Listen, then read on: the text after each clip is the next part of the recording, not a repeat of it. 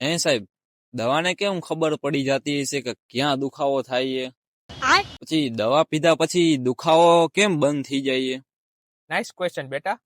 એમાં અમુક લોકો એમ કહે છે કે દવામાં જીપીએસ ફિટ કરેલું હોય છે, જેને કારણે દવાને ખબર પડી જાય છે કે ક્યાં દુખાવો થાય છે. પણ અસલમાં એવું કઈ હોતું નથી. અસલમાં દર્દી જ્યારે ડોક્ટર પાસે દવા લેવા જાય છે, ત્યારે તે ડોક્ટરને દુખાવાનું કહે છે, ત્યારે દવા એ વાત સાંભળી જાય છે. અને દર્દી જ્યારે દવા પીવે ત્યારે સીધી દુખાવા ઉપર જ અસર કરે છે, એટલે દર્દ મટી જાય છે.